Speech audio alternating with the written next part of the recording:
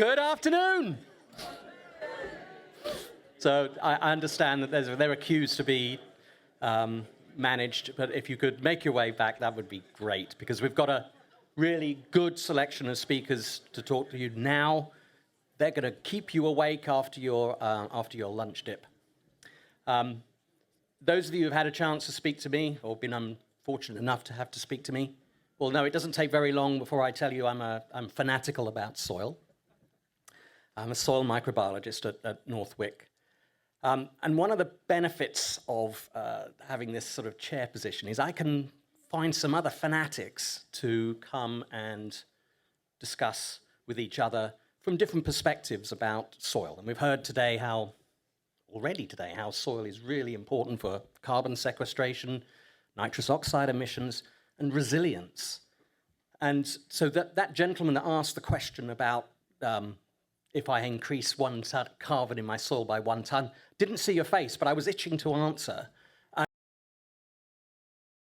single study that has shown that an increase in carbon does any bad things at all. In fact, it can only bring positives for a whole range of things. And these are the sort of topics we're going to be discussing here. The theme of this is transitions.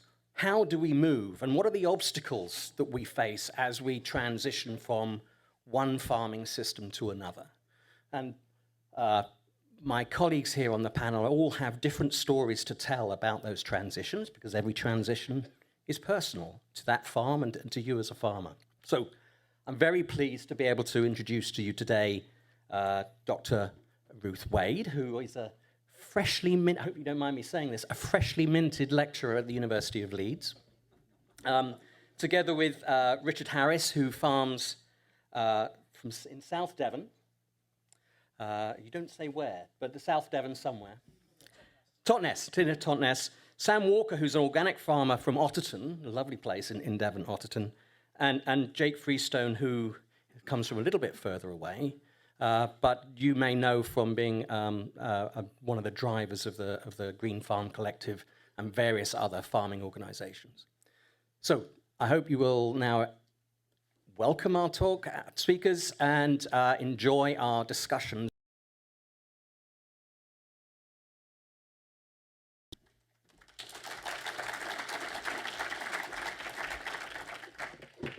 Thank you very much. Thank you so much for inviting me to speak to you today about my research. So my name is Ruth Wade, and I'm a lecturer in sustainable agriculture at the University of Leeds, just minted apparently. And so I've been working on a project looking at transition to regenerative agriculture, particularly focused in Yorkshire. So when I took over this project in 2022, really what I wanted to do was actually understand what regenerative agriculture was, what people were doing in this area, what were the motivations and the challenges and practices being followed. And I also put in, I distributed a survey. We got around 130 farmers respond.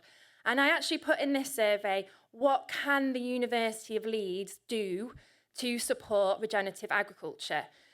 Because I think that's key as a university, that we have tools and expertise that can be able to help in this area. And overwhelmingly, the response was provide evidence-based practice. So that's something that I can help with. So following that, I went out to loads of different farms, and I went to lots of different farm events like these, to really fully understand what people were doing and how the university could be best placed to offer evidence-based practice in this area. But what I found was literally everyone is doing something completely different. Everyone's end goals are completely different, their starting point is different, and every year is different, of course. And that is not to mention that every soil type, climate, field and farm history, farm context, rotation, equipment timing, all of these things are completely different. So as a researcher trying to provide evidence practice in this area, it's really difficult to be able to determine what is actually having any impacts when we measure them in such a variable system.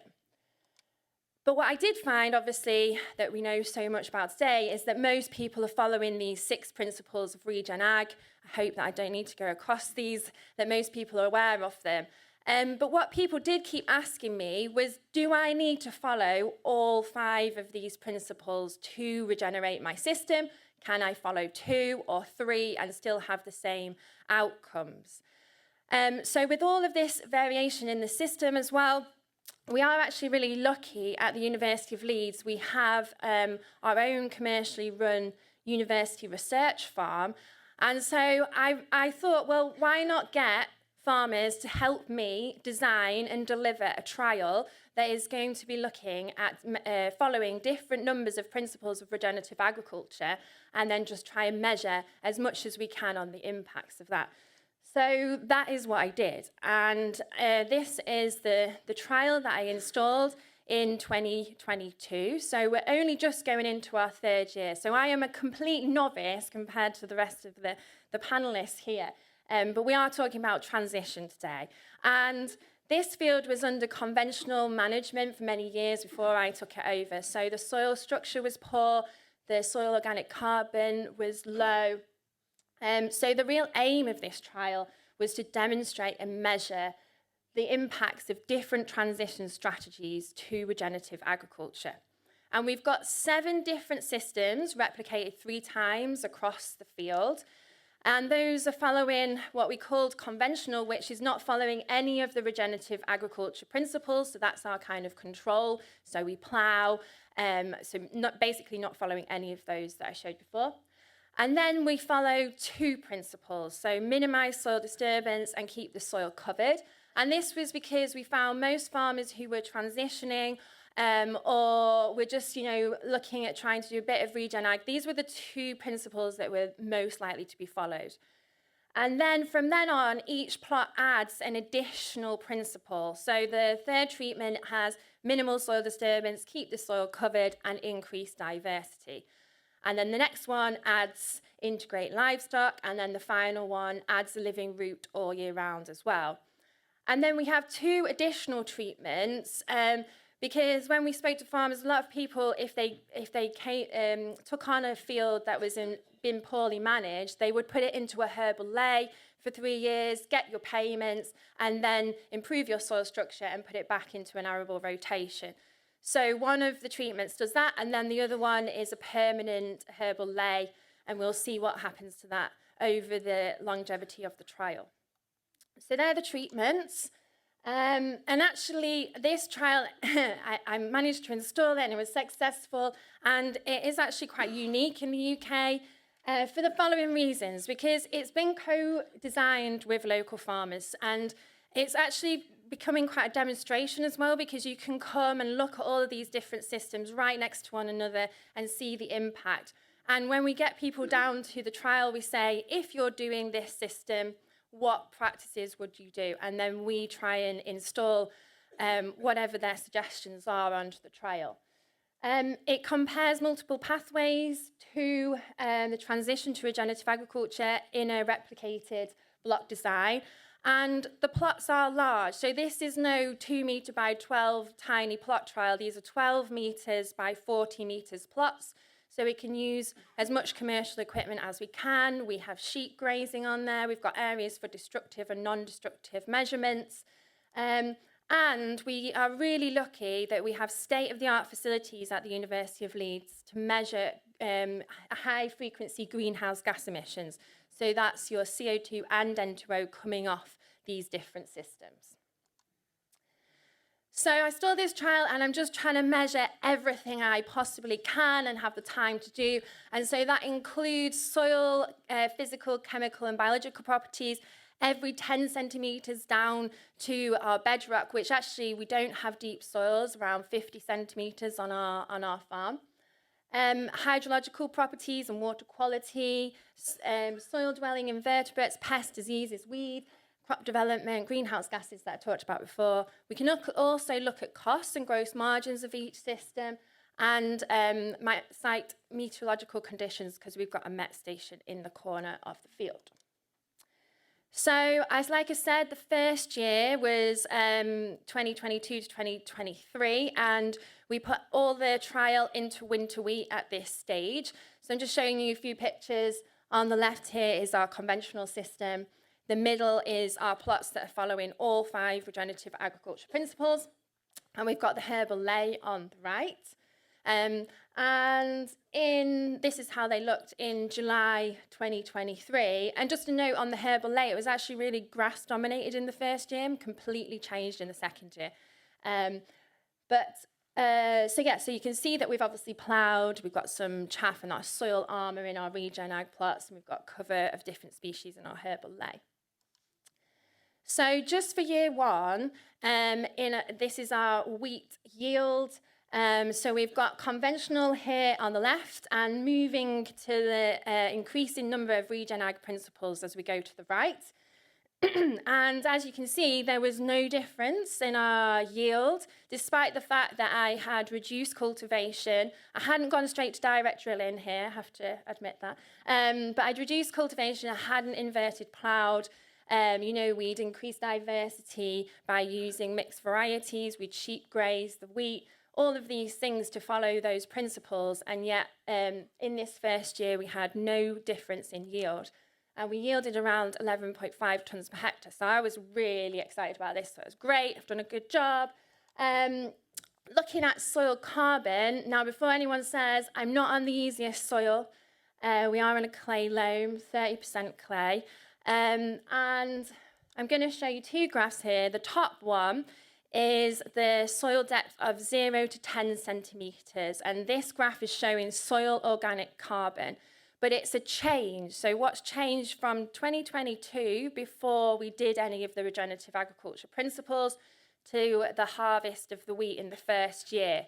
Okay, so there's a red line, and anything above the line shows an increase in soil organic carbon. Anything below the line shows a decrease in soil organic carbon. And so we've, again, got conventional on the left, moving to more regenerative agriculture principles as you move to the right. And you might think, just looking at the 0 to 10 centimetres depth, that actually you're losing soil organic carbon when in a conventional ploughed-based system. But you've got to look at lower soil depths as well, and that came out in some of the talks earlier today, is that when you then start to explore soil organic carbon change at 20 to 30 centimetres, what you're actually seeing is that you've taken the soil organic carbon from the soil surface and buried it deeper. So all you've done is redistributed the soil organic carbon. So you've got to be really careful with these measurements to make sure that you're getting a full story about what's actually happening in your system. But on the regen system, obviously we haven't ploughed, we haven't moved the soil organic carbon, and we're starting to actually see a trend of increase in soil organic carbon. That's really related to the addition of farmyard manure. Okay, so also earthworms. So just looking at earthworms in the first year, again, like a lot of people say, nothing happens in the first year. But we already started measuring the impact on the earthworms of ploughing in the first year. So again, you've got conventional on the left, increasing number of regenerative agriculture principles. And this was just a student looking at number of juvenile earthworms, just with a spade's depth and width, okay? And you can already start to see that earthworms, and this is just another case of supporting data in the literature, earthworms do not like the plough, okay? And I think this is a really great measure that's really easy to do with the HDB guide that they've got, just getting a spade's depth and width, looking at the soil, the earthworms in there. It's a great measure of where your soil is at, because these are ecosystem engineers. They're making channels in the soil, they're pulling down plant material, they're releasing enzymes and other material that microbes really like to feed on. So your earthworms are key to your soil health. How am I doing for time? Okay. Right, so also just looking at our N2O emissions. So like I said, we've got chambers that are measuring high frequency greenhouse gas emissions from the plots. And there's 3 things to note from these graphs. So you've got conventional again on the left, regen ag principles going to the right.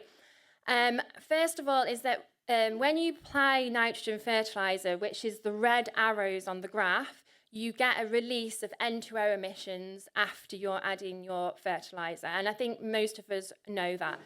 But the second thing to note is that is the amount of N2O released after you're putting your nitrogen fertiliser on depends what time of year it is and the soil conditions. And we actually, as scientists, don't really fully understand this.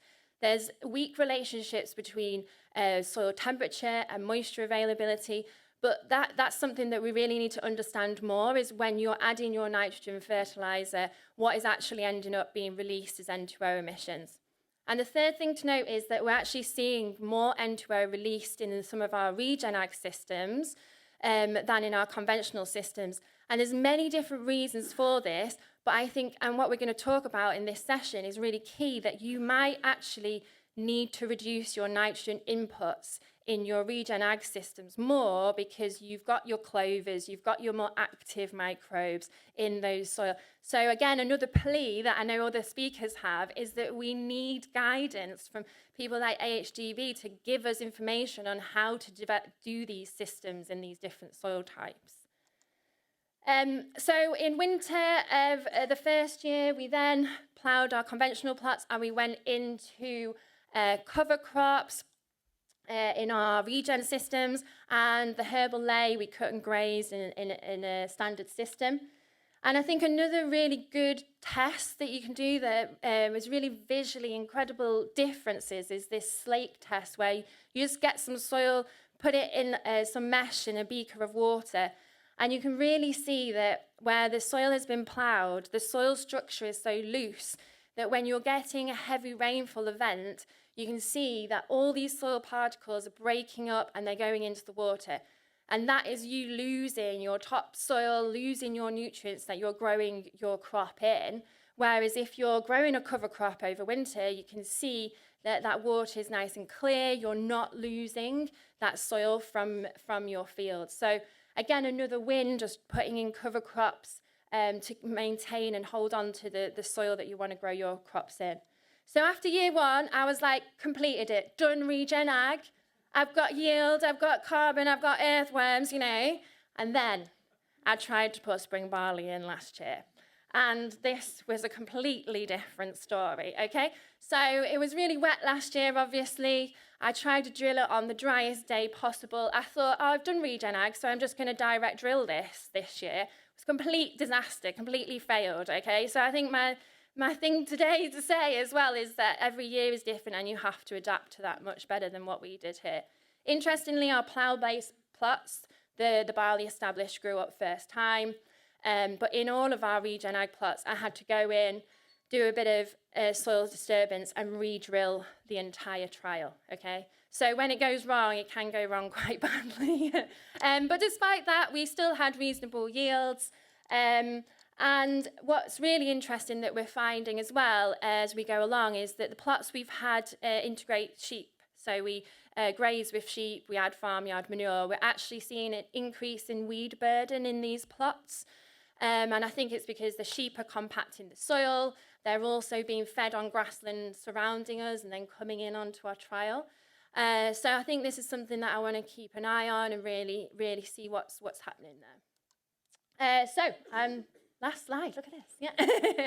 Okay, so I just wanted to leave with some key messages of things that I've learned through the transition that we've done, is that you don't have to do everything all at once.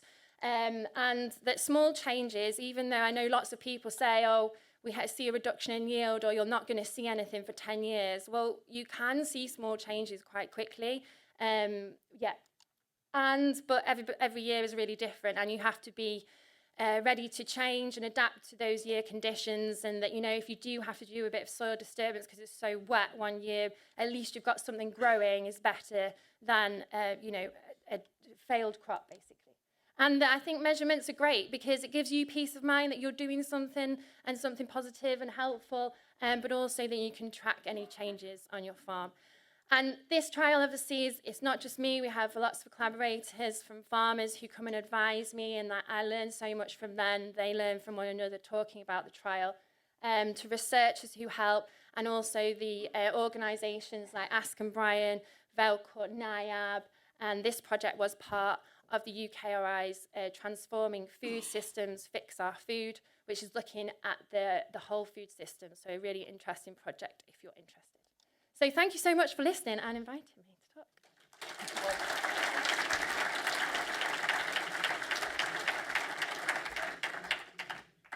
Thank you. I think really interesting what Ruth's trying to do, which is rather unique for scientists, is to work together with farmers to take best practice and to try and generate evidence. I don't think we do that enough, so I think that's really why it was very interesting to get you down here to talk about your experience. Jake. Andy, thank you very much. I have to say, with all the speakers, it's an absolute delight to be here. It's great to see so many faces awake and taking it all in, because that is so important, actually. This is about knowledge transfer. It's about sharing experiences, and good and bad, and we'll try and do a bit of both today, to help collectively move forward. And collective thinking, trialling, sharing is so important, and farmers really do that really well, ideally in a field with a spade and some worms, probably not a plough, but we'll leave that discussion for later. So, yeah, delighted to be here. Thank you for inviting me. The title was Transition to Arable, but I had to put in brackets and sheep as well, because for us, sheep are hugely important and they're part of the system. We heard a lot today about red meat earlier on. Chatting to Paul last night, red meat is a huge part of our diets and something that if we miss out of those, we are sort of severely impacting human health going forward. So this is me. This is the cross-slot drill, which is for sale now. We've moved on. There's another picture coming a bit later on about what we've moved on to. On my WhatsApp little bio, it says on there, probably sniffing some soil, which is what I spend an awful lot of my time doing. The thing here in the middle of your face is hugely important when it comes to measuring and monitoring soil. How I'm going to get that past an SFI inspection, I'm not quite sure, but it is really important. The farm, it's a really mixed farm. We're very lucky. It's also slightly challenging. A friend of mine once described it as trying to farm a building site. We've got clay at the bottom trying to be bricks. We've got sand over gravel in the middle trying to be cement, and then we've got a rockery on the top, which is Cotswold brash. We've probably got about 6 inches of soil. pH is about 7.8, 8.2. So lockup of nutrients is really important. And that's one of the things that we've learned through our transition is, although we love the soil, very often we need to try and bypass it. And that's great for emissions as well. So we're trying to reduce our waste.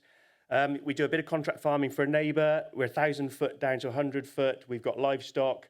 We're a leaf demonstration farm. So for us, community engagement, integrated farm management is all hugely important. The farm has been in the same family for just over 300 years. Penelope, the owner, is the 8th generation. So we're looking at things over a really long period of time. And I think when you're talking soil, you need to be not quite in 300 years, but certainly you need to be multiple rotations to have huge benefits and huge differences. We try to grow crops for end markets. I'm also a director of a company called the Green Farm Collective, and we've just launched a regen flour brand with Eurostar. And that is hugely exciting, actually trying to capture some value back to the farm for our regenerative produce. We grow oilseed rape for Mellow Yellow, a leaf demonstration farmer as well, Duncan, over in Northamptonshire. Now, we've heard a lot about climate and the changes, so I'm not going to carry on with what James was saying earlier on, but for me as a farmer, this is huge. This is bust, or what's the opposite of bust? Thank you. So... and the boom, or the boob, actually, was what I heard yesterday driving down, which was our Steve Reed saying yesterday about how proud he is that they're going to start building on floodplains. And I just thought, this is Tewkesbury Abbey. This was built in 900 AD, and those people, they didn't have LiDAR. Sorry, John, they didn't have a computer-generated this, that, and everything else. They just knew where to build. And it seems like we've gone back kind of several generations. But this is what we're faced with. And resilience is really important, but there are some things that I really do struggle about, that we are not changing fast enough to match climate, which is what James was showing us earlier. Great presentation, absolutely fantastic, but also quite scary. So we do have our transition, we have opportunities, we have threats, And this all started for me in 2013 when I did my Nuffield Farming Scholarship. It was called Breaking the Wheat Yield Plateau in the UK. But basically, I came back from that finding out that we have been messing around with our soil too much. We're losing organic carbon, we are cultivating too much, we're using too many pesticides, which actually is another form of soil disturbance, if you like, not just physical, it's chemical as well. This was a picture from Oklahoma. It's on the cover of the book called Dirt, the Erosion of Civilization by David Montgomery, and it's very well worth a read, because every 1,000 years, civilization collapses. And guess where we are now? So there is light at the end of the tunnel. This was Oklahoma, 110 degrees Fahrenheit. They just had 2 inches of rain. It was really windy. The guy on the left-hand side, been regeneratively farming for 20 years. There's residue, the colour of the soil. There was life in it. You smelt it. It was fantastic. He had an opportunity to plant a crop in there. The guy on the right-hand side, full tillage. You could see these plumes of dust on the horizon with these big tractors going around, burning up diesel and completely destroying the soil structure. So when it rained, that water just sat on the surface, the wind blew it all away, and the guy couldn't plant his crop. So actually, this is a huge risk for our business. And actually, 30% of UK wheat is lost every year due to drought. And you might not think that, but that's actually water management is hugely important. So in terms of our transition, this was a list of 10 things. I'm not a huge fan of this slide, so I'm not going to dwell on it for too long, but Ralph Derps, who's from South America, put together a 10-step plan to move into a regenerative system.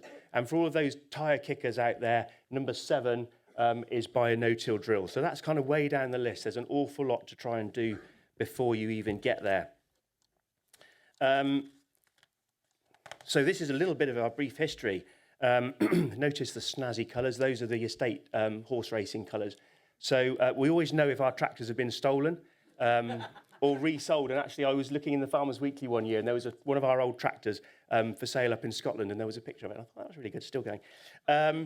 So this is basically, we've moved from ploughing through to minimal cultivation, through to one tillage train operation, burning a lot of diesel, putting a lot of cost into the business, and adding quite a lot of risk and exposure. We were cultivating our soils in the summer. August was historically our wettest month, and there we have soil in a very vulnerable state, ready for heavy rainfall and soil erosion. Fortunately, in the change to our system that we run now, we are saving an awful lot of money, which is making us more competitive in the stage and the financial position that we find the industry in at the moment. But also, we're not having any soil erosion off of our fields. The only erosion we get now is off our farm tracks, which causes other problems. But there are opportunities to reduce cost, and that is hugely important. I've only got 10 minutes for this talk, so I'm going to have to speak even faster, so bear with me. Direct drilling, no-till. Ruth touched on it earlier on. So this is from our our cultivation emissions due right the way down through to our no-till emissions. This is to establish all of our crops based on about 1,400 hectares. We have moved from burning 52 litres a hectare down to 17, and we're now down to 5. So all of these things, it's money out of the business. John mentioned it earlier on. It's the carbon, it's the checks that we're writing. We need to measure it. We need to be able to responsibly look at it and look at how we can invest to reduce some of these costs. No-till has some massive benefits as well in terms of water infiltration, organic matter. We'll catch up with that in a minute. But some huge opportunities for our business to be there. Keeping the soil covered. This was planting wheat into oilseed rape and cover crop, so a summer cover catch crop. Should be able to get paid for that under the SFIs. But actually also cover cropping itself, hugely advantageous. This was a big cover crop after some hand-picked peas, planted at the end of June, beginning of July. We were growing 25 tonnes a hectare of fresh weight, 6 tonnes a hectare of dry matter. This was when nitrogen was at £700 a tonne. For an investment of £45 to plant, £100 worth of seed, we were making 4 times that just on the nitrogen that canopy had captured. Nothing to do with what was in the ground. This was just literally what that top canopy had captured. 16 different species in there, and that diversity, we've heard about it so much, is hugely important. Different rooting depths, different effects on the bacteria and the fungi. We're measuring that with microbiometers so that we can actually look at changes to that bacterial and fungal ratio with some of our activities on the farm, vegetables being one of them, which has a detrimental effect because of cultivation. And then the sheep, hugely important to us. We've got 300 hectares of permanent pasture, woolly lawn mowers, really, really helpful in looking after that. We've gone into much more of an outdoor lambing scenario now. We're changing the breed. We've got some wool shedding sheep, which we're just starting to breed through ourselves now. And they graze everything. They graze herbal lays, cover crops. They're amazing things. The 16-way species, we planted it a few years ago. First field, they hated the sunflowers. They ate everything else apart from the sunflowers. Moved them into the next field, and whatever happened, the biology in their stomachs had changed, and the sunflowers were the first thing they went to. Big heads drooped over, and it was just like Jaws when you see a picture of a surfboard with the tooth marks coming out of it. The sunflower heads were like that, and these sheep were standing on their back legs trying to eat the sunflower heads. Absolutely phenomenal. So these are some Flynn crosses. This is an understory of clover. Again, another opportunity that we're moving into. Can we use these tactics, if you like, to help reduce our herbicide use, help reduce our plant growth regulator need, help reduce nitrogen? So nitrogen on our spring barley, we're about half of what we always used to put on. We're putting about 80 kilos on now, and probably half of that comes from organic sources. Milling wheats, we're down to about 180 kilos of nitrogen. Historically, we were sort of 280. So significant reductions in terms of NO2 release, carbon emissions, both in its manufacture and the impact on the ground. Grazing cereals. This is something that we try to do. We haven't been able to do it for the last few years because it's been A, too wet, and B, we haven't been able to drill early enough so that we haven't had the canopy there that needs to be controlled. But it is a huge opportunity. And then what's the effect long term? So this is 3 different soil types, and all of those have increased in their soil organic matter based on the 0 to 15 centimetres. Sorry, John, need to up my game on this. Independently taken, and for me it's about trend, whether it's dew mass, whether it's about loss on ignition. It's about measuring something and measuring that over time. And are you going that way or are you going that way? So yeah, do lots of testing. For instance, just really quickly, microbiometer, we've got one field, sand over gravel. It's got a fungal population of 52, bacteria of 48, so really nicely balanced soil. That's been in no-till and the whole suite, if you like, for probably 8 or 9 years now. And the field next to it does have some cultivation when we come in with beetroot or tender stem broccoli. And in that population, after that event, the fungi go down to 28% and the bacteria go up to 72%. So we are impacting our soil health by the activities that we have. And if we're measuring those, then at least we have an opportunity to see whether that's working or not. Threats, the weather and the climate. As I said earlier, I'm not sure that we're going fast enough. So can we improve organic matter with compost? So we bought a compost turner. We're putting willow chip into stud horse muck, mixing that with poultry litter and putting that on the field. Don't be afraid to do some cultivation. This is some of our heavy clay soil. It's about 45% clay. The field on the right-hand side, that's a good bit and a bad bit. We're probably going to have to write that off this year. The weather's been just really, really challenging. So next summer, we will cultivate these. We'll put a cover crop straight in behind because we need that living root in there to prime that biology and get it all going again. You know, it's a bit like an earthquake in Auckland or Christchurch or somewhere like that. They don't get them in Auckland, but Christchurch, and the whole centre stops. You need to prime that up and get it going again. You can only really do that with living roots. So intensive management can be required in a switch to this particular system. So we're moving the management skills, the management ideas. I'm doing really well. And then, yeah, I'm trying. I'm down to my last couple of slides of this section. So it doesn't always go to plan. We've been doing some work with a company looking at soil carbon stocks. And even with all of these practices in place, for whatever reason or not, we're not always having a positive effect. What is a positive effect is that if we're growing big crops, they're capturing sunshine and they're pushing that out into the soil, and that is where the carbon is coming from. If we have poorer crops, as in the 2 red ones here, then we are having a negative effect on our soil organic matter. So, you do what you think is the right thing to do, but it doesn't always work, and that is farming. But this is the last slide. I just wanted to leave you with this slide because this is some Sanskrit words, which is an Indian language from 15,000 years before Christ. And if you just read that for a minute and then reflect about where we are within our farming systems and society at the moment, you'll think we've got an awful lot of distance still to travel. Thank you.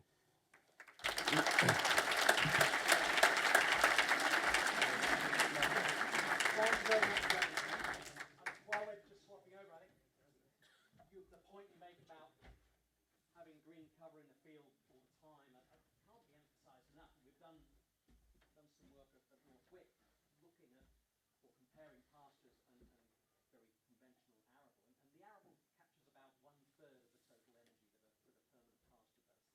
So that's partly because, of course, when we have all our sun here, it's dead, right?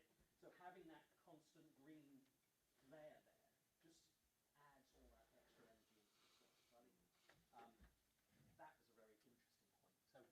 So over to you now, Richard. Yeah, thank you very much. Is this working, this mic? No? Right, we'll try this one. Here we go.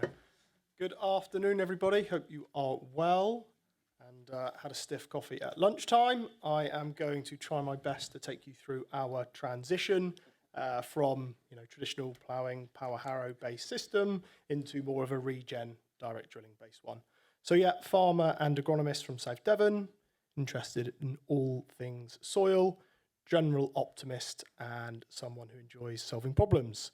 And as we've heard today, there's no bigger challenge than regen ag. So our system, traditionally a historical kind of mixed farm up until the mid-90s, where then we went pretty much solely arable, ploughing, power harrowing, etc. No real livestock integration at all, a little bit of FYM going back on. By probably around 2010, fair to say, Dad and I, agreed that we weren't really making much progress and we'd hit a bit of a brick wall. But in 2016, and after kind of much persuasion, we started direct drilling, growing cover crops, catch crops with livestock integration. We now only direct drill, growing wheat, barley, linseed, catch, and overwinter cover crops with livestock integration. So yeah, our old system, yields were plateauing, if not declining. Increased costs, we were having to put more nitrogen on to kind of get the same results. We were having to work down soil that a little bit much more. And there wasn't really much route within that system that we were going to kind of reverse that, I suppose. Pretty obvious with some future challenges even back then. Climate extremes, hotter, colder, extremes of rainfall, extremes of temperature, and general more pressure on finance and anything fossil fuel based. So after a bit of research, regen, direct drilling seemed like the only real solution for us to keep growing arable crops whilst being able to buffer some of these problems. So how do we transition? First of all, it's a fairly hard line, only in my opinion. You've got to stop ploughing in a fairly simple arable system. It's not really necessary, so we stopped that.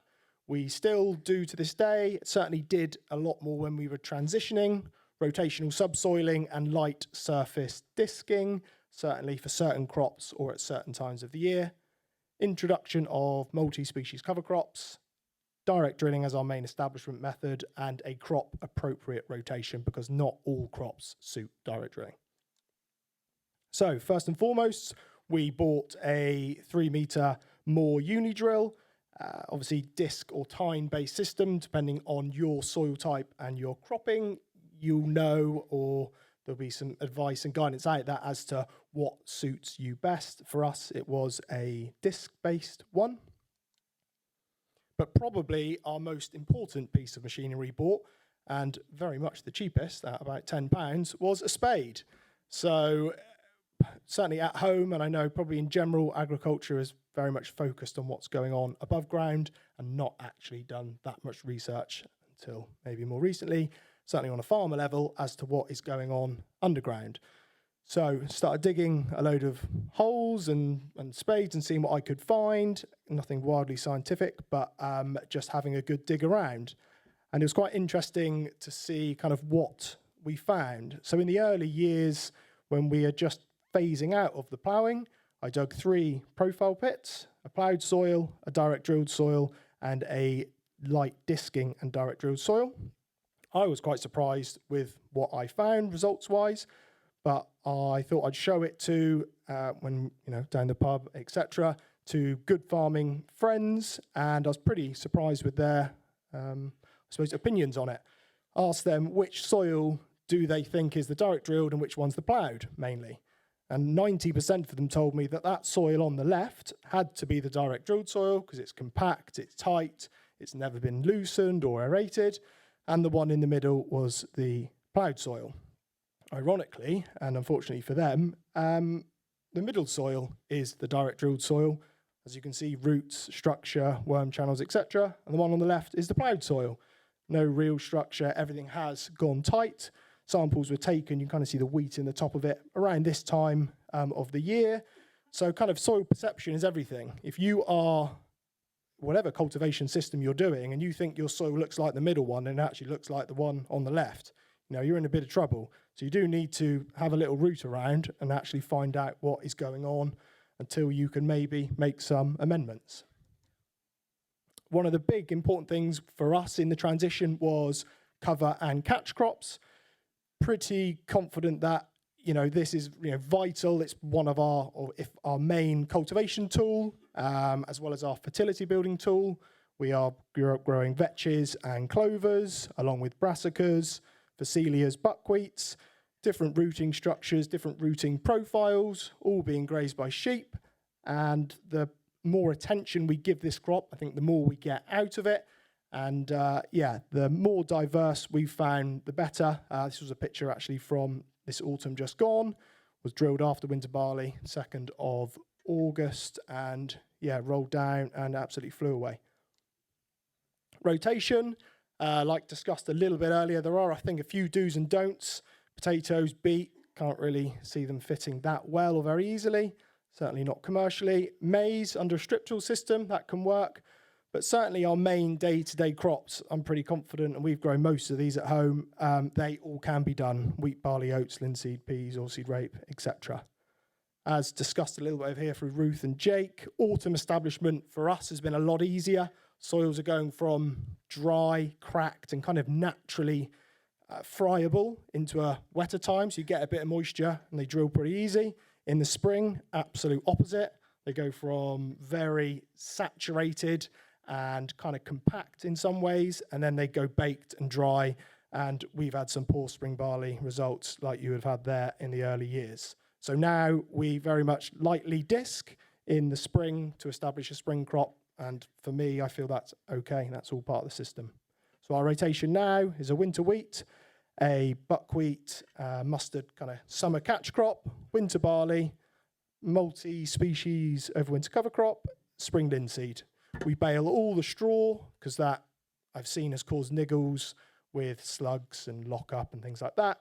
And we invest that money back in our cover crops or in compost inputs, which we buy. And we got some cattle FYM on the farm. Bit like Ruth has kind of alluded to, the 5 key principles, I personally feel you do need to use all of them, and certainly try and master these before you try some of the weird, wacky and wonderful stuff you see on Twitter. A couple of things we have tried which we thought worked. 4 or 5 years ago, we looked at blends in winter wheat versus the straights. We got the 3 straights which are grew in different fields, and then a blend in the bottom left, which I grew in another field. Very much not scientific, just a bit of a feel. It looked cleaner septorial-wise all year round, and according to the contractor's yield monitor, there was a tonne a hectare yield lift in the blended field. Definitely some field variation, but it was it was enough evidence for me that blends were going to be the way forward for us. Cereal grazing, a bit like Jake alluded to, very seasonal. We don't have our own sheep and we don't have permanent pasture to run them back on. So we've done this for two years in the last 5 probably on like a split field trial there. the grazed area had a lot lower septoria in the spring than the ungrazed, but there was no difference seen on the combine yield monitor.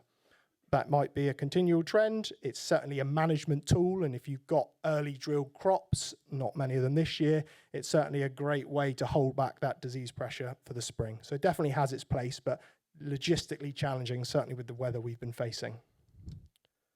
Lessons we've learnt: just because you can doesn't mean you should. Roots, not iron. You need to earn the right to low inputs without a penalty. And regen ag is a science and an art. It's not prescriptive. It can't be delivered in a can. Last slide from me. A couple of goals, I suppose, for us on the farm going forward. A few of you may have seen this picture banded around the internet the last few years. Farming, the art of losing money whilst working 400 hours a month to feed people who think you're trying to kill them. I'm sure a few people in the room can feel that may be viable for them as well. Pretty much I want the opposite to that picture. I want to make some money out of this farming stuff we do. And I don't want to work 400 hours a month to do it. And I want people to think that we are growing healthy, nutrient-dense food for them and the livestock that they might be eating, and that they're going to get something out of eating food that we are producing. All ideally whilst maintaining output, which I think is very achievable, and quality, whilst reducing our inputs and current addictions. So, in summary, farming certainly feels like a journey without a finish line, which is quite exciting. So, let's enjoy the ride. Many thanks.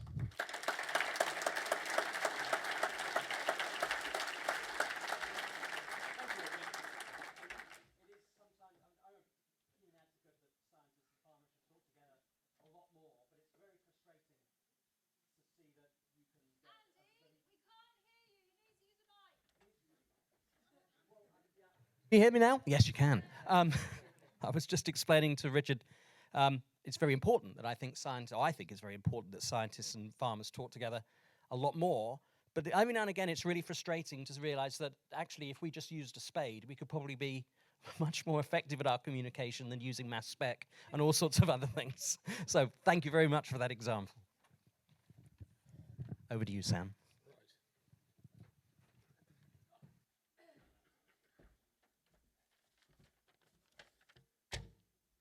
Hello, afternoon everybody. My name's Sam Walker.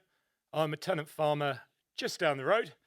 My landlords are in the room, lovely landlords they are. And I'm the tenant of Stantyway. Gosh, is this made for really short people? I'm the tenant of Stantyway Farm in Otterton. We've been there about 7 years. Previously, I was on a county council farm.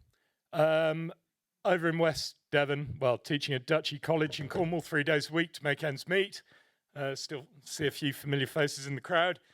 And I was a complete devotee, all this stuff, okay? I'd managed farms for other people, this country and abroad, min-till, cover crops, direct drilling. When I left, when they left, the students gave me a present, little hip flask, isn't it lovely? Says on it, caution, may contain Roundup, because I never shut up about the bloody stuff. So, I treasure it. So I took on a farm that was 2 years into a 5-year organic countryside stewardship block. My landlords had taken it back in hand. They'd converted it to organic. 2 years down the road, there was a competitive letting process, and I was lucky enough to get it. It's 330 acres. It, like I say, was organic and still is. It's the easternmost breeding site of searle buntings in the UK. We've got quite a lot of searle buntings now. They're spreading out. They've been spotted at the Donkey Sanctuary in Sidmouth, but I am still the easternmost officially. It's an absolutely lovely farm. It's in a stunning spot on the coast. It's ring-fenced. If you're on a council farm near Tavistock, getting a tractor down the road is a problem. I can put dual wheels on my tractor. I can keep the header on the combine. It's not a very big combine. And cruise around the farm, which in East Devon is a rarity. It's got some very good sandy, loamy soils, over sandstone with excellent potential to grow most crops. And it was 2 years into a 5-year organic thing. What do I know about organic farming? Well, I had briefly managed somebody else's farm. It was in a transition organic farm, and I was there for about 9 months, and I love spraying. I live for spraying. Spraying's brilliant. Spraying's one of those few jobs you do on a tractor where you actually need to use your brain as well. And I found it quite dull because I couldn't spray anything. So here I am with an organic farm. My landlords, my brilliant landlords over there, they said, we're not going to cramp your style. We're not going to make you organic. Stay organic. Do what you like. You can take it out of organic tomorrow if you want. So I rang up the RPA and said, I think it's 2 years into a 5-year stewardship block. My landlord said I can take it out of organic tomorrow. And the nice lady on the phone said, yeah, that's right, you can take it out of organic tomorrow. And then there was a bit of typing. She said, if you just pay back the rather large sum of money that's already been claimed in conversion payments and all the rest of it. So I thought I'd give organic farming a go. I'm not, right? I'm definitely not. I'm just going to tell you about what I've done, what I've found. I'm not one of those people who waves a little flag saying organic is better. The one problem with organic farming is you go to conferences full of people who wave a little flag saying organic farming is better. And I bet a fair proportion of them don't know a PTO shaft from a linchpin, right? They're just like talking about it. I've got to make money, I've got an overdraft, I've got a rent bill. And so I'm just going to tell you what I did and how I sort of played the hand I was dealt. It truly is an amazing farm. It's got a fantastic array of wildlife. For all the debate about land sharing and land sparing, I'm seeing the numbers go up. When we went there, there were 6 soil buntings on the farm. There's now 21 nesting sites. They're pushing their young out on surrounding farms, and I've done nothing. All I've done is organic farming. Okay, there's a few bird strips and a few grassy strips and all the rest of it, but basically I've just got on with organic farming. And all this land sharing, land sparing debate, the wildlife quite like food. And we grow food. All these pictures were taken at Stantyway Farm. We've got a small suckler herd, and the arable rotation is pretty much wheat, oats, beans, 2 years of fertility building or grass and clover for the cattle, and then wheat, or I'm going to try some quinoa this year again, quinoa if you're in Waitrose. And when it works, it's brilliant. It's absolutely brilliant. It's the best crop you could ever grow. When it doesn't work, you're left with something that's unsaleable. Yeah, so there's the cell bunting in the middle at the top for those of you who haven't seen one before. I also became really, really interested in what was under the ground. Okay, we do educational visits and things. There's nothing worse, as you are now finding out, than being talked at by me, right? Imagine 2 hours of that. So what we do is give the kids a spade, let's go and look for some worms, let's do some VEST scoring, soil structure. Microbiometer. Okay, I'm ploughing things, and yet the bacteria and fungal ratios are, they were, on the left, 35% fungus, 65% bacteria. On the right, after the cattle have been around the field in the rotation, you know, the numbers are way up.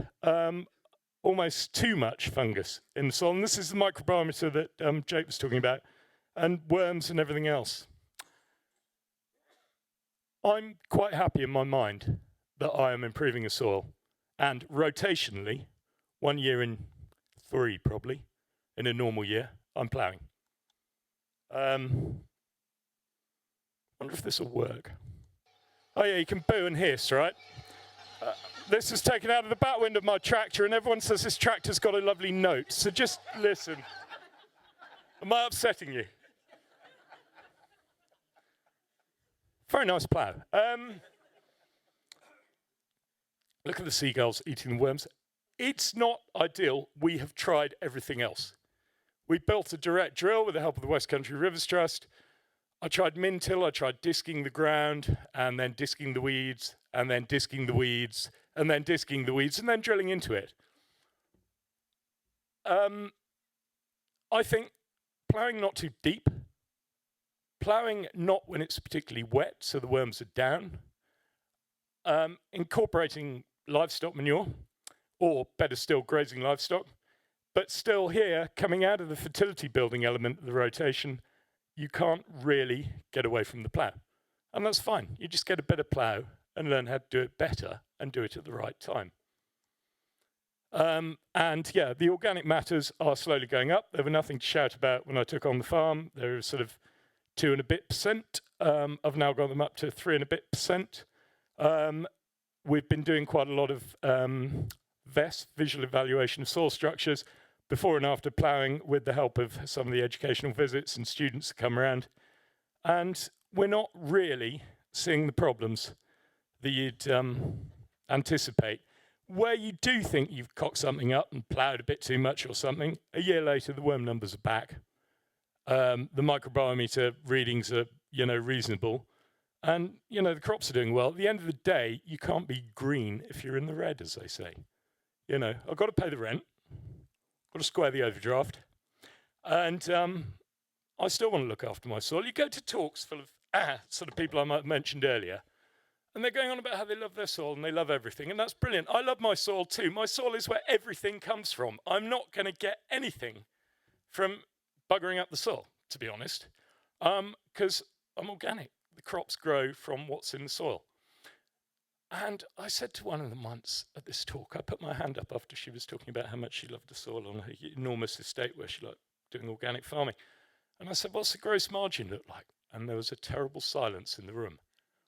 I mean, honestly, well, anyway, I won't say, but she looked at me in horror and she said, I'm not about raping my soil for profit.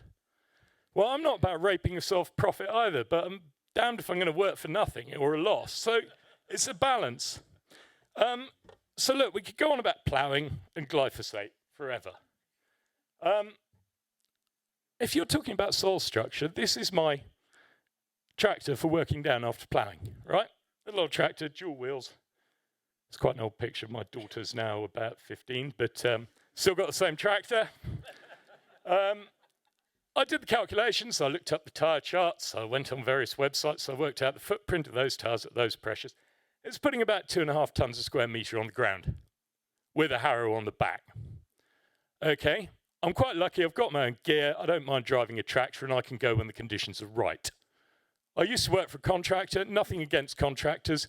Some of the machinery people are using now, and some of the weather windows we're getting, and the weather windows they have to keep the machinery working in to get everything done. If you want to talk about soil structure, perhaps we will be talking about some of this sort of thing. And if you want to talk about carbon, releasing carbon, look at that nasty organic farmer releasing carbon while he's ploughing. Perhaps we'll be talking about this stuff. Sorry, I don't want to go on too long. Just very quickly, the amount of problems you solve if you don't use ammonium nitrate are unreal. Okay? Weeds quite like fertilizer. I don't have the weed problems. Diseases. The plants are tougher and more resilient. I rarely see plant diseases, touch wood. Bit of crown rust in the oats, perhaps. I'm quite lucky the prevailing wind comes from the English Channel, so pests and things rarely seen. The weeds aren't full of ammonium nitrate, so they're a bit easier to manage. And this is the last bit.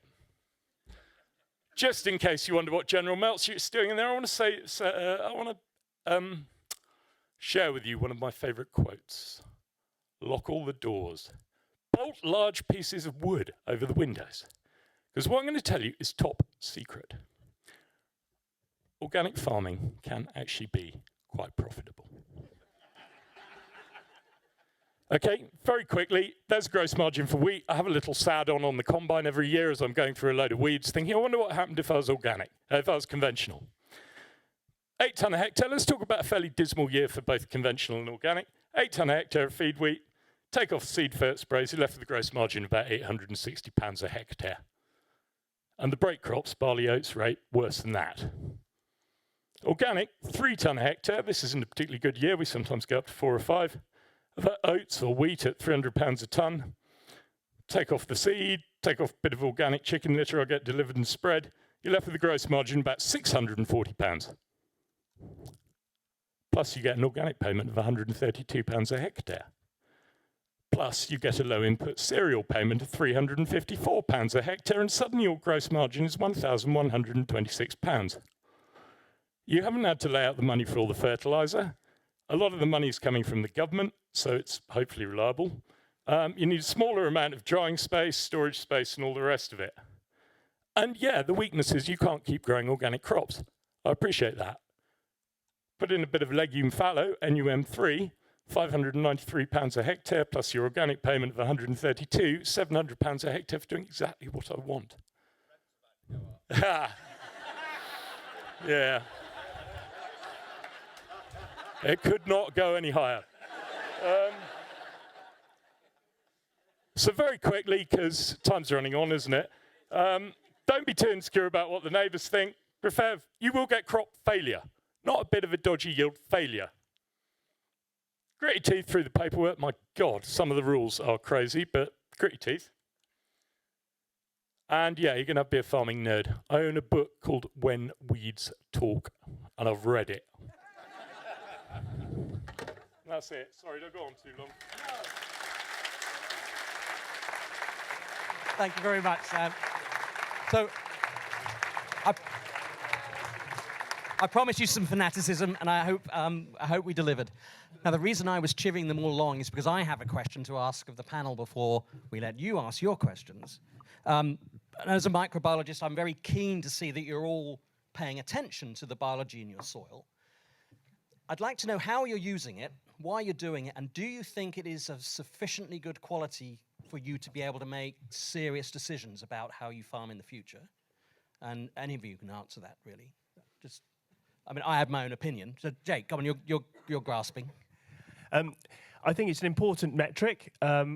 So we need to measure it. I think there are very expensive tests out there that you need to send off, but the one we use, the microbiometer, which Sam's using as well, $7.50 or so a sample, can do it over the kitchen table. Georgia, my youngest, and I spend many a happy hour. 20 minutes later, we know what we're going to get. We're using it to try and reduce inputs. So we're using the biology to help feed our plants a bit more nutrition, healthier plants, reduce disease, healthier food for us to eat. So it's a mature technology you would use again and again? Yes, absolutely, yeah. What about the rest of you? Ruth, what do you think? Okay. You just sold me out there, Yeah, I'm just didn't you? Okay, so I suppose from a research point of view, I'm always really interested in looking at the microbial communities more.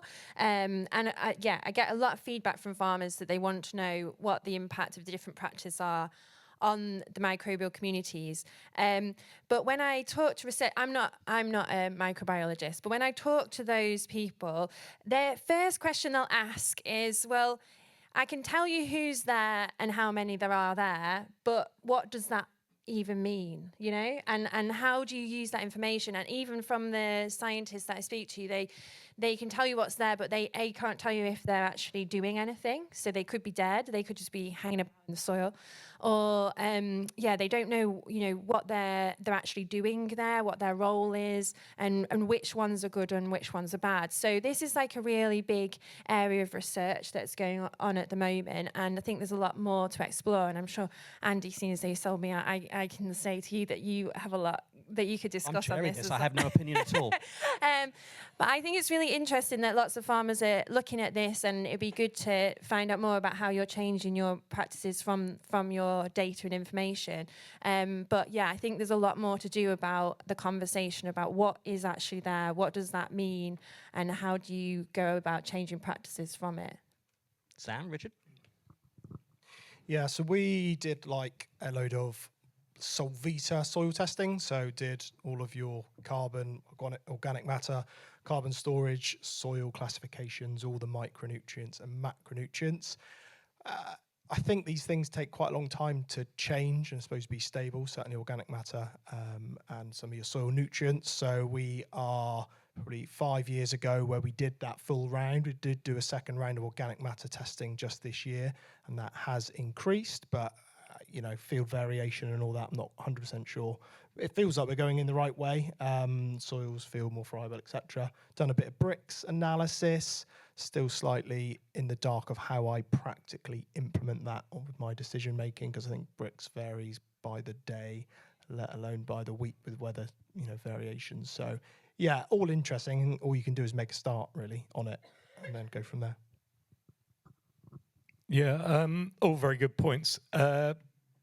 From my point of view, I haven't I do most of the farming myself. I haven't got time to measure things that, you know, you could measure things forever. What I'm really, really interested in is the fungi. There's a bloke called Nick Woodyard, used to work for Avon Fertilizers. Not here, is he? Nick is passionate about fungi in the soil. Fungi, the mycelium, they're the messengers of the soil. Remember, I can't put on fertilizer and let the plants take it up. I can't put on foliar feeds. It needs to be in the soil, and you need the fungi to transmit it to the plants. We're trying loads of things. We're trying chipping hardwoods and putting them in the dung heap. It's a massive fungus, which is exactly what I want, and that's what I'm using a microbiome for, to make sure I've got enough fungi to actually complete the soil, get it to work for me. Thank you all for humouring my question. Right, do we have time for what, 2, 3, 1 question? 3 questions, thank you. Lady here. I'm going to just shout. I just want to know, will you continue to be organic at the end of your 5 years? Yeah, the first 5-year block ran out 4 years ago. Come out of countryside stewardship this year. Oh, case of wine. And then we'll carry on with SFI. I think, look, to be honest, organic does depend on SFI, countryside stewardship, whatever environmental scheme. And while they continue to support it, I don't want to be a complete subsidy tart, but while they continue to support it, it's well worth doing. There's a gentleman down the front here. Right. Gut feel from the panel, and I'm not looking to cause an argument, but do you think you're providing more environmental benefit on an organic plough-based system, or like you are, Jake, on a conventional but let's say more intensive system?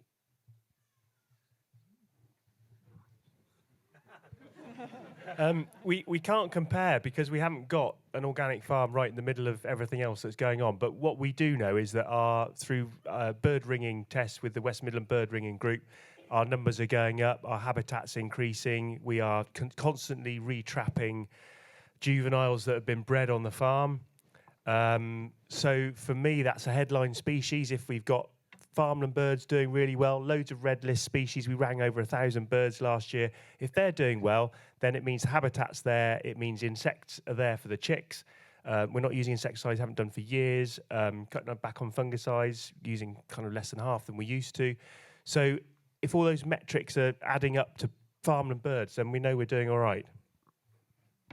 And they can definitely go hand in hand. So the point that was made this morning was that, you know, we need to be sharing and using that same habitat because we can produce food and produce wildlife at the same time. The only thing I was going to add to that, last year we had a PhD researcher do a bat survey on the farm, and she put a bat listening box on my organic wheat, and 200 yards away she put a bat listening box in my neighbour's conventional wheat. I had no idea there were so many bats and crickets and mice and everything, and the mice eating the grain and the beds. Very quickly, because I know we haven't got long, there's an old chap in the village where I live, East Devon. It's full of people from, there are certain people who have retired from Surrey and places like that in a lovely pair of red trousers, and they come along and they start poking around going, "Oh, farmer, what are you doing? I know about farming." And one of them's a retired entomologist, and he actually knows stuff. And I said to him, he was going on about, you know, you don't see bugs squashed on your windscreen anymore. In 20 years ago, you did, bloody farmers. And I said, look, mate, 20 years ago, I was driving a sprayer. We were spraying the most horrendous stuff. Organophosphates, Dursban. Remember that? Oh, we're ploughing out grass, putting in some grass. So let's just whack in a load of Dursban just in case there's some leather jackets or wild in the soil. All gone. Temic in potatoes, all gone. Neonicotinoids, all gone. And yet, 20 years ago, you said it was paradise, and now you say it's a desert, bloody farmers. And what he said shut me right up. He said, you're not poisoning the insects. He said, you're starving them to death. He said, all those things that you don't worry about as an organic farmer, and we never used to worry about in the bottom of our wheat, all the poppies maybe, forget-me-nots, speedwells, marigolds, even annual meadowgrass, they're not robbing your yield, but they're what's feeding the insects, and they've gone. So, yeah, got me off my high horse anyway. We've got time for one more question if there is one. Well, I've got one then, because I said I'd mention this. At Northwick, where we try and grow our cereals in very difficult conditions, we always have the aim of providing human food, and we always fail. And is that something that you've all had to address? Is that something we need to consider in our systems? I know it is because we mentioned it last night. What are your Jake? You mentioned last night that there's a degree of education to be had about the quality of food that these new farming systems will be producing. Yes, absolutely. I mean, the quality of milling wheat, for instance, in terms of its protein levels, are significantly reduced, or have been for the last few years. The challenge that gives us as a farmer is in the conventional marketplace, it won't make that 13% premium. And that's because the food system is geared up to deal with that quality of wheat, to make that quality of bread that will sit on a shelf for weeks probably. And there's some food waste issues and things like that go into there. So by cutting back on the nitrogen, we are having lower protein. It's probably more integral to the actual grain itself, so probably a higher quality. And with the Green Farm Collective working with millers, they are actually able to use that to mill into decent artisan type loaves. So there's a whole process of education right the way through from the customer. If the customer wants more environmentally friendly farming, better quality food, then we have to learn how to do it in a slightly different way. So there are challenges, but human consumption, oilseed rape, that's absolutely fine. Malting barley, brilliant, love beer. But lower nitrogen, that's not a problem, that's a benefit. So actually you can grow crops in this way without penalising the human food element. Anything to say down there? Just a little bit to add. Yeah, I think there are solutions coming. There's biological nitrogen now. Arguably that's probably going to be better than the bag stuff. And there are different oxide products that you can put on to the plants absorb a bit more. So I think there are solutions to that problem coming. That will probably boost the protein a little bit. But yeah, I think Jake's right. If they want this type of produce, we can't hit the same standards as maybe was used to be hit. You must have something to say about this. Yeah, but I don't want to sound smug. It's too late. Oh, God. No, all our organic crops go for human consumption. I don't just grow, wheat on the off chance somebody wants it. I ring up a member of Organic Arable, lovely little marketing group, biggest organic marketing group in the country. We've got 56 members. 1.6% of the UK arable area. I wrote the managing director and say, what do you want to sell this year? We used to grow cracking spring barley, used to go to Sweden for beer. Brexit, Swedes didn't want it anymore, too much paperwork, COVID, brewery shut. We can still grow lovely spring barley, but he doesn't want to sell it, so we don't grow it. But our oats go to Northern Ireland for human consumption, white's oats. The wheat usually goes to Shipton Mill in Oxfordshire for organic milling. And the beans, the beans at the moment go to Godminster cheese, but I'm hoping to get them into a feed market. A human food market. That's it. Right, I think that's our time up. I'd like to thank you all for taking the effort to come down and the time to talk to us today. Please thank our panel for us, audience.